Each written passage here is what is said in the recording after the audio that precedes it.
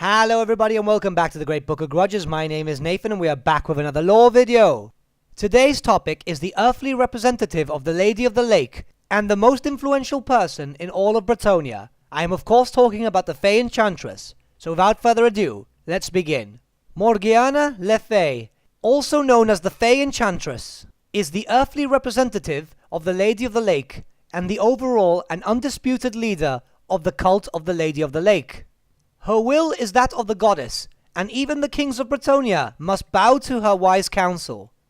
The Grail Knights, having sworn their lives completely to the goddess, are bound by their sacred oaths to respond to any call or decree by the Fey Enchantress. Their vows ensure that this duty is paramount, coming even before their loyalties to Duke and King.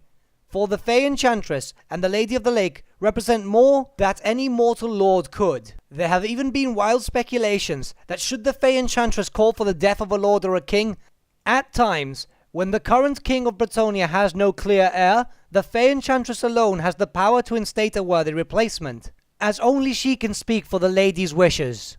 Perhaps the greatest display of the Fey Enchantress's power over the realms can most forcefully be seen during the time of King Belom the Brave, where she ordered the Grail Knights of his own court to forcefully expel him, stripping him of his title and honor before banishing him from the realm and installing his successor.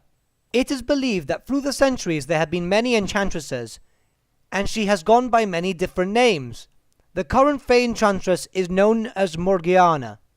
Some believe that the Fey Enchantress has lived through all the ages of Bretonnia, making her thousands of years old. Others speculate that when each Fey Enchantress passes from the world, she is instantly reincarnated so she can continue her sacred duty. The Fey Enchantress exists outside the usual hierarchy of power within Bretonnia. The Fey Enchantress comes and goes as she pleases, guided by the will of the Lady of the Lake. It has been known for her to appear to questing knights, guiding them on their final journey to the Lady. As she travels the lands, slipping mysteriously between the sacred groves, she gathers young children to her side. Children that have intense latent power within them that is hidden to all but herself. These chosen youngsters are taken by the Fey Enchantress to a place beyond time and mortality, to the mysterious otherworld. The girl children occasionally return years later as damsels of the Lady, blessed in spirit and heart. Of the male children, nothing is ever heard again.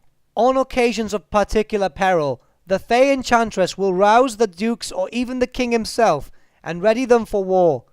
She will sometimes ride alongside these armies, lending her unearthly powers toward the protection of those fighting in the name of the Lady.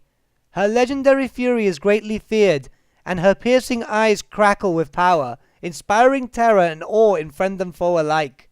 She has been known to draw lightning from the skies to strike her enemies, and slay but with a wrathful glance. She is usually seen with the magical unicorn Silveron, in both times of war and of peace. And with that, my friends, we have come to the end of our lore video. Thank you so much for watching. Might I suggest giving the video a like, as it really does help the channel out. If you'd like to keep up to date with all my postings of Let's Plays, guides, and lore videos, may I also suggest subscribing to the channel, as it will keep you up to date with everything. And finally, if you do have a request for a specific lore video, might I suggest leaving a comment, as I do tend to take these into consideration, and I'm always happy to take a request. Once again, thank you so much for watching, and I'll see you all again soon. Until then, adios.